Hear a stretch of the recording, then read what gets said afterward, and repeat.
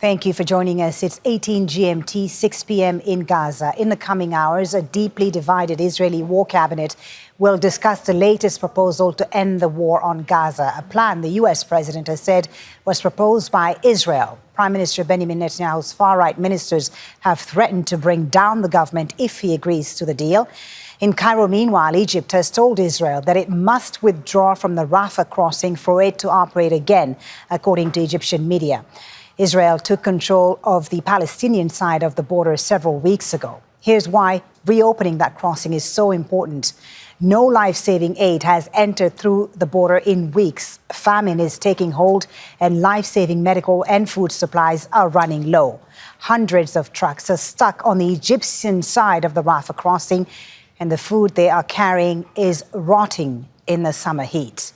Now, let's find out what's happening with the Rafah crossing, which has been shut, as we've been reporting. Sara Khairat joins us now live from Amman, Jordan. She's reporting from Amman because Israel, as you know, has banned Al Jazeera from reporting from within Israel. So these talks, Sara, in Egypt about reopening this vital crossing, Rafah, the meeting, I understand, has now ended. What's come out of it?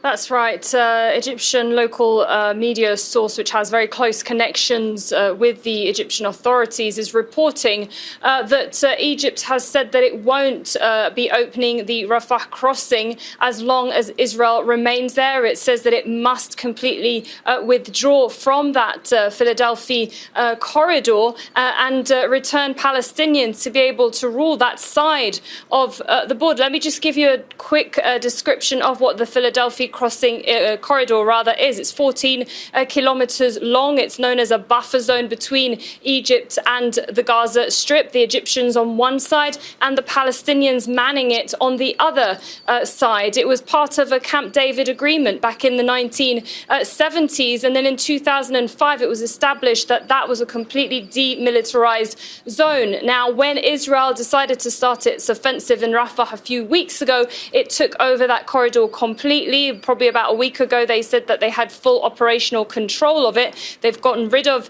Hamas in that area, and this is the problem that the Egyptians have.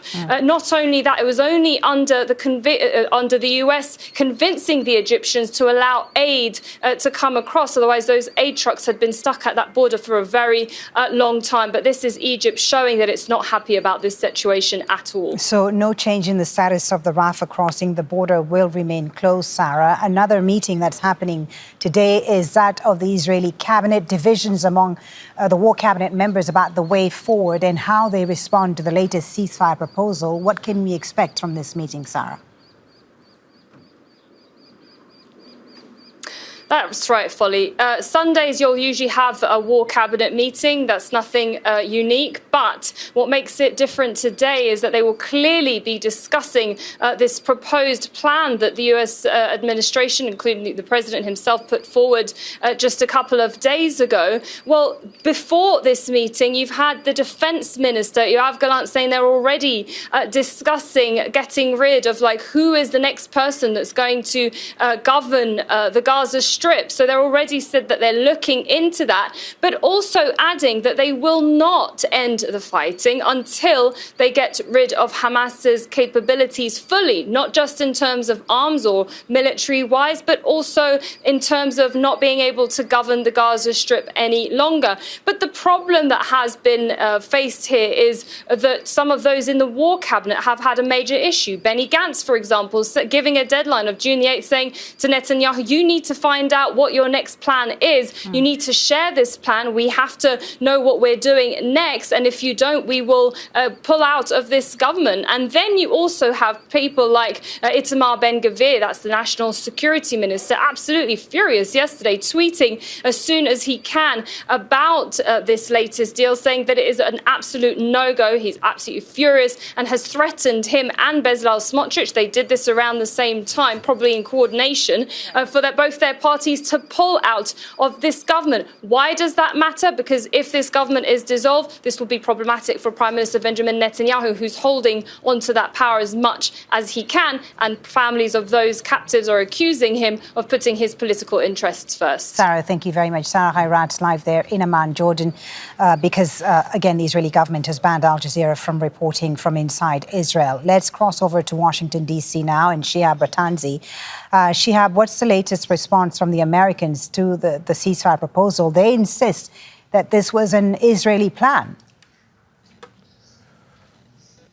Well, I think that was always part of the diplomatic dance that we get in these negotiations. Clearly, this was the result of the negotiations of the CIA director from the USA, Egypt, Qatar, Israel, Hamas, and we were told by a senior administration official on Friday that this is basically the same plan that was on offer a few weeks ago, which Hamas had accepted and which at the last minute Israel reneged upon. And at the time, it really seemed like both Israel and, frankly, the White House had left Bill Burns, their own CIA director, out to dry, although the Egyptians were blamed and so on.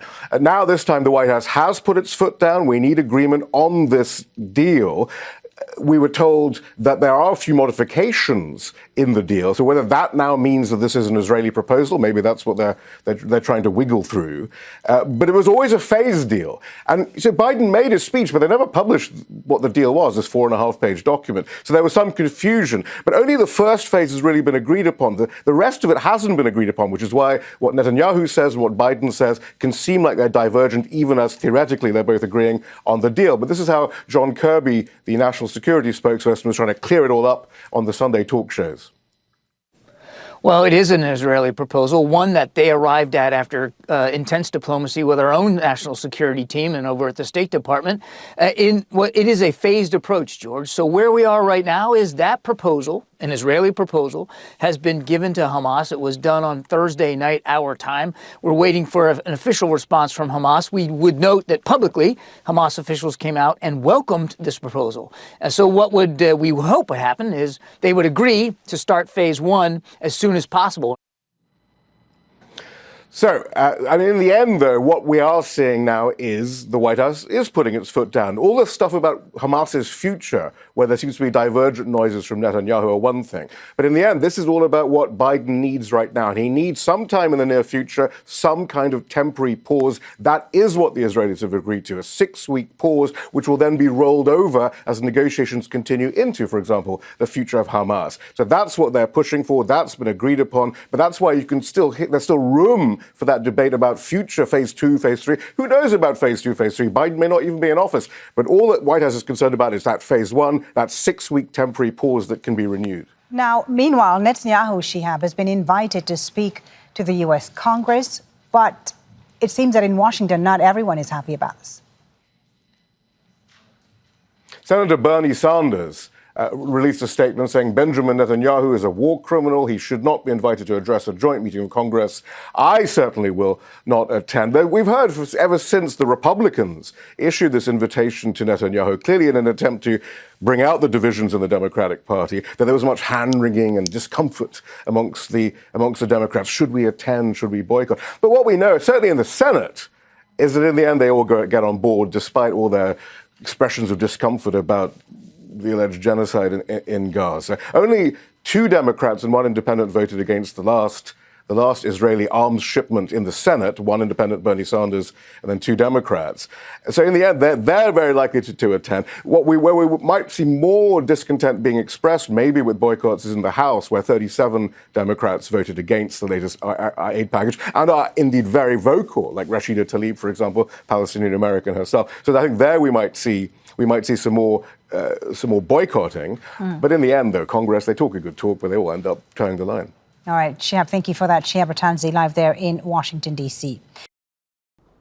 Make sure to subscribe to our channel to get the latest news from Al Jazeera.